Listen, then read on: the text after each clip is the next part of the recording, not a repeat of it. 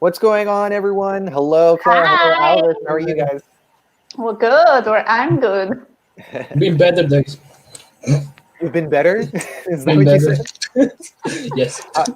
So, guys, of course, we had another national selection this week. Norway and Lithuania were the shows that decided tonight. Or not really decided, but they've had their latest editions and their shows are ongoing. We saw a lot of familiar faces tonight in both countries, or at least I would say, at least one familiar face in both countries. With the Lithuanian selection, I recognized a lot of people from the previous year, but we'll get to that in a second. First, let's say hello to people in the live chat. Nice to see you, Clavs. Hello from Latvia. Hello, Sarah O'Halloran. Nice to see you again.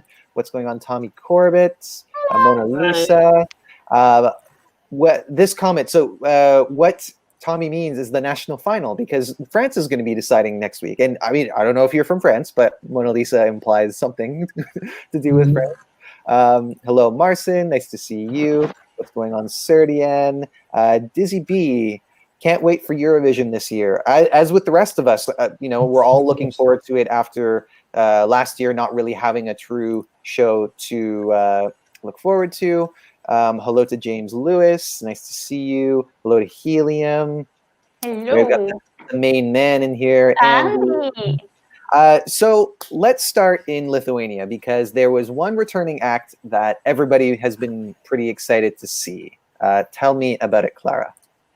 It was the Roop with Discotheque.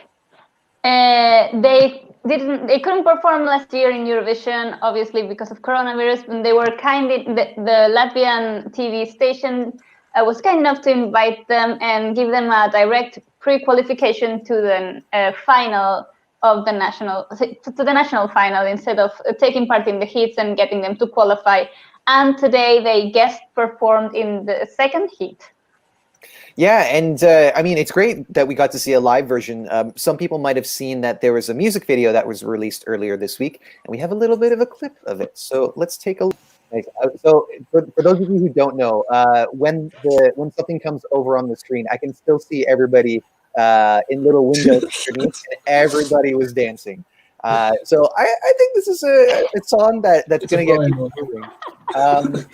Mona Lisa is saying that this is her favorite, the Roop Discotheque. Hello, Joanne Johnson. Nice to see you again. Serdian is saying Discotheque is so unusual, but so the Roop in the same time. So yes, exactly. They really do well at bringing kind of a really unique flavor to not only the singing, but obviously with the wacky dance moves. Marcin is saying the Roop isn't as big a winner alert as last year for me. How do you feel about that yourself, Alvis? So you're from Latvia, the neighboring country. What do you think about if the Roop were to be selected for to represent Lithuania? How do you think that their success might compare to the previous year with On Fire? It depends if you like the genre of music, of course. No neighbor, dear neighbors. Of course, we're gonna support and give them 10 up to 12 points.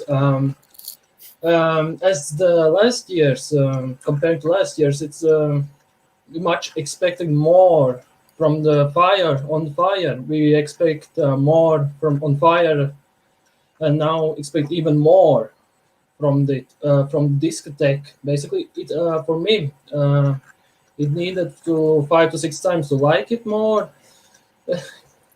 It's hard to tell. Maybe some people will like it instantly, like some in the comments said instantly.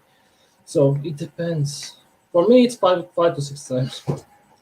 So I think that this is one of the things that everybody who is a returning artist is going to face. There's going to be comparisons to the previous song, and we were even talking about this last week with Kaino, because they're coming back. They weren't an artist that like the Roop that eventually wasn't able to compete in Eurovision, but they of course have a big legacy for the song that they brought, and it is difficult to after you've done that to try and make yourself known again and to avoid those kind of comparisons. Clara, how do you feel about this situation that the Roop might find them in? I agree with Alvis. It has taken me 4 to 5 or 5 to 6 listening to the clip to actually get into Discotheque, because it's not as boom as On Fire. On Fire caught me immediately, but I definitely have a big sympathy vote for the Roop, and that's making me like it, even if this 80s vibe is not necessarily my genre of music, and I personally have a crusade against this. And but I think the dance moves are so catchy and easily to make. We're not going to learn them. We're just going to pretend we know them, and we're just going to go like. They're a lot. They're a lot wackier than last year. There's a lot more going on, and they did do. They are kind of referencing at the beginning some of the notable movements from On Fire. Okay, that's gonna go to Instagram. Definitely. I actually think that the song is better. It overall, I think that it's better. The thing that I think it's lacking from On Fire is that On Fire did a really good job at switching it up in every moment, whereas this just feels a little bit more straightforward. And I mean, it's not necessarily a bad thing, because I think that they've at least given themselves enough space to do those wacky dance moves, and it's not like an overload of vocals where there's some songs where you don't really get that much needed break. But yeah, let's. This seems more calculated. I think On Fire they accidentally stumbled on something huge, and they knew when they were preparing the song for this national. I can't say the Lithuanian national final name. I'm sorry, it's too difficult. But they were. Alvis. How do you say it?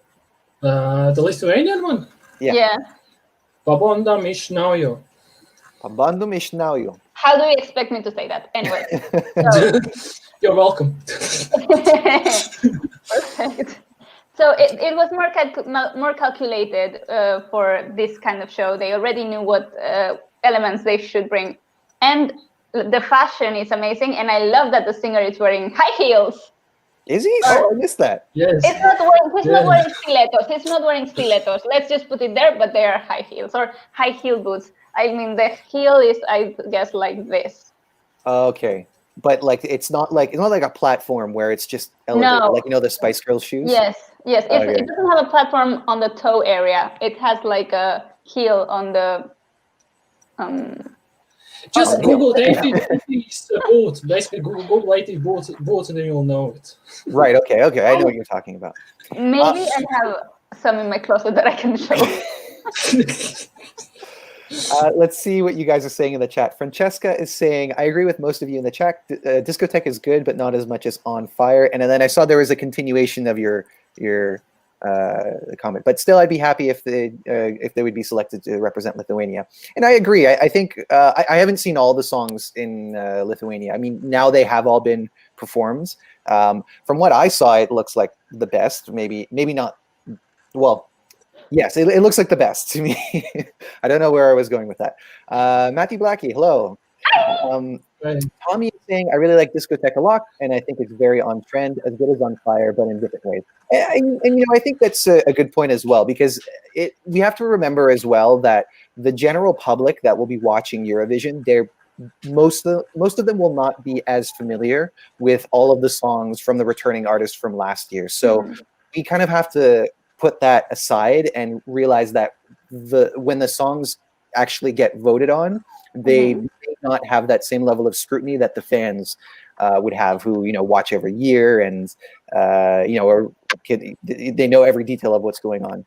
And he also says he loves the yellow suits. I think they're pretty good too. Do you think the group that gets selected this year is a foregone conclusion? You guys answer that. Okay, I'm gonna start if you allow me. Have the contestants of the Lithuanian selection ever watched a Eurovision?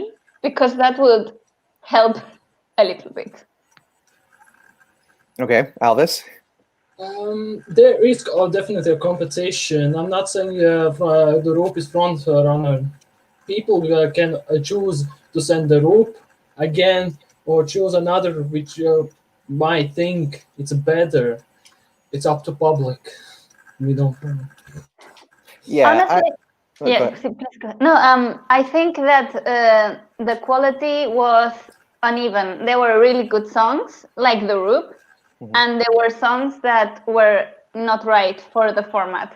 So I think it's going to be very easy to spot a winner.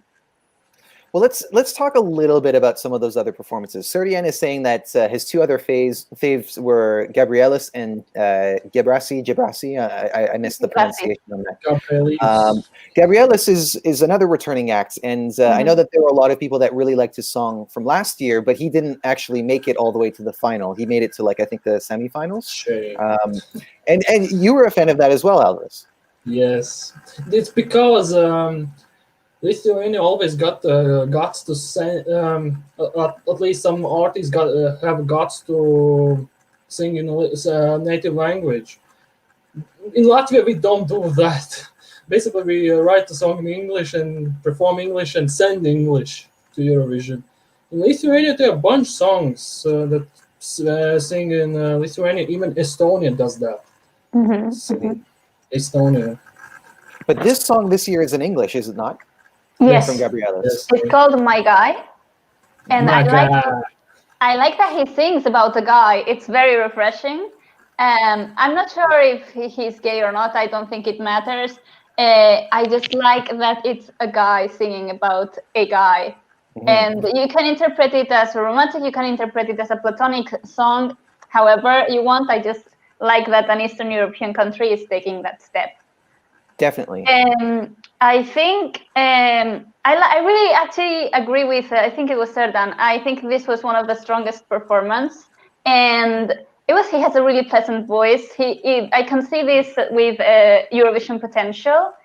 I think it sounded like good quality, and he reminds me like Lithuanian Dima Bilan in a way. But I will say something.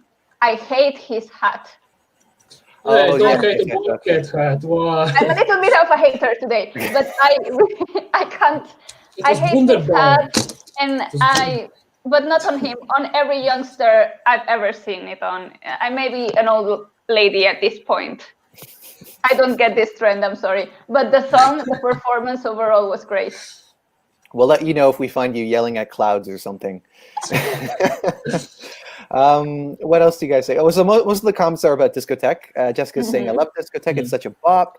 I know I missed a bunch. Michael Forbes, for me, Discotheque was a step up from On Fire. It looked more polished.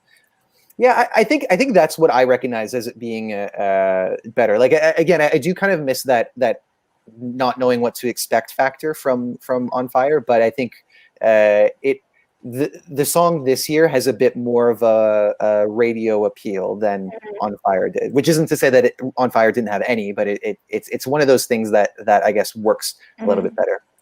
There's Olympic Song Contest. Nice to see you. I just saw a comment that said towards me, Mona Lisa. I think Lithuania is Eastern European. I live in Estonia, so I'm pretty confident Lithuania is in Eastern Europe. Technically, not based on NATO.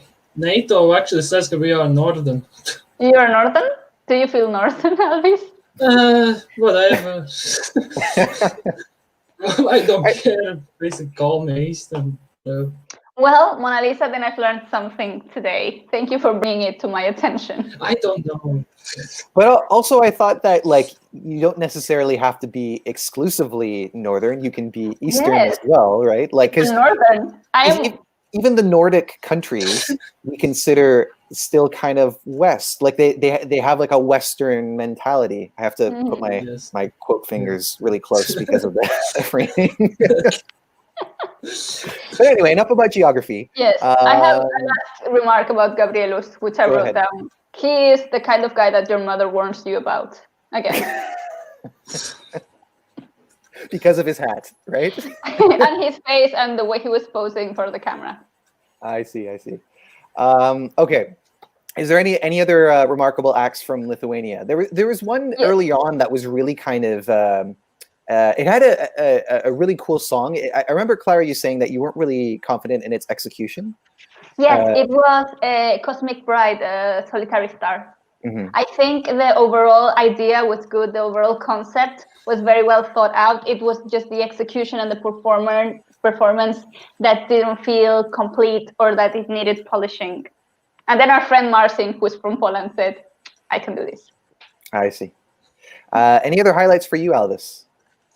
That one girl's last name, broken Broken leg. leg? That was Oh, interesting. yeah. That was interesting. Ice the I, broken I leg. love the vibes and the red lights and very cozy. I saw you saying in our chat that you felt like this selection overall, or at least like this this heat that we were watching, it felt really moody. Yes. And I mean, I'm going to be looking forward to seeing some of those again, because I kind of caught them in glimpses. And also, Norway was going on, and I would like to move on to Norway because there's another returning face that we have to talk about. A lot of excitement, but then. But after, we should also talk about who won the heat in Lithuania. Yes. Okay. So how about that? Tell us who won the heat in Lithuania, and then we'll go to Norway. The heat was won by Gebrasy with, I think that's the name, Gebrasy, Where Do You Want to Go? And it was a I felt it was a very intimate performance. I felt it was captivating and it was atmospheric. It was just this guy standing and singing, and it wasn't it was a slow song. It was a singer-songwriter kind of song, and you could feel that he was really into the song. And I really liked that it had a tunnel projection behind him, because even if he was alone, that made the stage feel full, and the lights were moving inside the tunnel, so there was a perspective and there was a dynamism towards it. This is Gebrasy that you're talking about. Yes. Okay.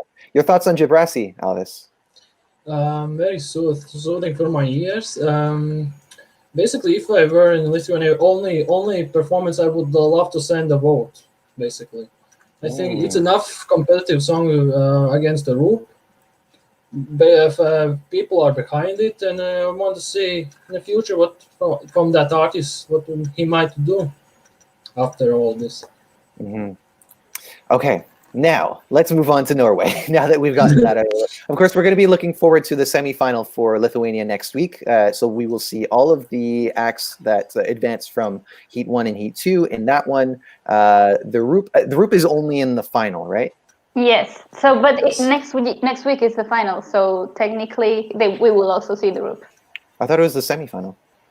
No, it was the second heat. That was second heat. Yes, it's 2 heats, a heats, a final, and that's it. Final. Okay. Well, there might be some conflicting information here, but anyway, we're moving on to Norway. I'm probably wrong. Okay, so as usual with Norway, we had 4 songs competing to win this semifinal, and the one that won is a familiar face from last year, who also won their semi. And let's take a look at the performance that she brought. Baby, look at me go, I don't need a hero.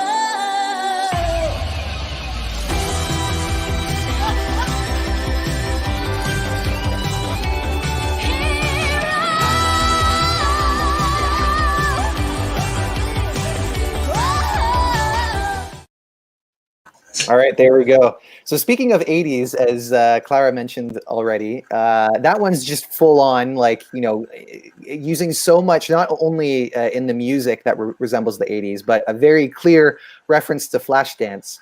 Tell me, I think that you guys got to see this in between watching the Lithuanian show, right? Like, you saw this, Alvis? Yes, it was confusing for my ears. I couldn't watch normally, but one performance was Riley's, another one someone from Lithuania. I almost, not almost, I actually missed the Flashdance first, the first attempt. Second, I didn't miss. Make sure I didn't. So we're seeing a kind of continued trend, because, you know, if we're being honest, there's been a lot of songs that resemble 80s music or borrow elements from 80s. Like that necessarily isn't new, but now it just seems to be like peak 80s, as if we're gonna just stay in the 80s forever. I mean, 2020 has been bad, but not that bad that we need to go back to the 80s and resuscitate all that music. Come on, guys. Serdian is saying the rain was a moment. It definitely is a moment. If you can pull that off on stage, then I think that works really well. Sarah O'Halloran says Let me try. We'll rehearse later and make sure we got the full execution. Sarah O'Halloran says that she thinks she noticed some Bonnie Tyler interpolation. Bonnie Tyler is not the one with "I Need a Hero." No, that's yes. Is that No? Bonnie Tyler? I need yes. Okay. He is. Well, yeah, and I think that's also, whoever sung that song. It's a clear reference to that, which, the original is "I Need a Hero," and I think nowadays, considering how that the implications of something like that, of depending on, let's say, a male figure, you've confirmed that it is Bonnie Tyler. Yes, Okay. this is Bonnie Tyler. This is what happens when you spend too much time listening to Eurovision music only. Forget the rest of music culture. But nonetheless, I think that's true. I think that there is a kind of subversion of that idea that there used to be all these songs about meeting men, and now the trend is to show more independence among women. Would you guys agree? Yes. Yes, but I think it's more about the sound rather than the lyrics. Because for me, as a girl, as a woman, I've always grown listening to music that had this kind of lyrics, and that's why probably I'm so empowered. And I did not notice a trend in the meaning of the songs or in the songwriting per se. I noticed a trend in the music samples they chose. And may I say, I did not watch Rayleigh's performance, but just that image of the 3 seconds of the clips you showed, I was sold. Yeah, again, she did a good job at creating a moment, and I think that when people had heard the songs leading up to the show, I think that it was quite a clear front runner for the win. And some people were saying that they're surprised that she wasn't given an automatic gold pass, like, for example, Ryan Alexander, who we haven't heard his song yet for this year. So, it could just be that his song is that much better. But he was somebody who originally had won his heat last year, and this year was invited to go directly to the final. And she didn't have that arrangement. But at least she's through. I think it was pretty clear that she was going to go through. Although Tommy says that he preferred Psycho slightly more than Rayleigh's song. He's like the new Justin Timberlake. Did you guys see that one? No. Yes. Yeah. What I saw, yes, it was a little bit of Justin Timberlake. Basically, it's the same as other artists with the same rap style music and cool dancing. We used to it. We saw already Back Over the Ocean. All other artists does that. Basically, it's like a modern thing. Where Riley does the rain thing, where we don't see usually. Like bringing back memories of a feel-good moment for that. Yeah, and that could be the nostalgia factor could be one of the reasons why this is seen as big of a comeback, because with the way that things are right now, people are thinking back to times when things were better. To say that the 80s didn't have its problems, because it definitely did. Nonetheless, so that one's going to be moving on to the final. We have another 4 songs to look forward to for the next semifinal, plus the pre-qualified song that will be premiering later next week. I think we're going to leave it there. Guys, thank you so much for joining us. We're going to be doing these every week. And by this time next week, we will have another 2 songs selected for Eurovision, because on Monday we have the Israeli national final, where we know it's going to be Eden Evin, but we're going to find out which of the 3 songs she's bringing. And then next Saturday is the French national final, where there are 12 songs that are up for the selection. We did a review video, Tommy and I, on the channel, so be sure to check that out. And then, of course. Thank you.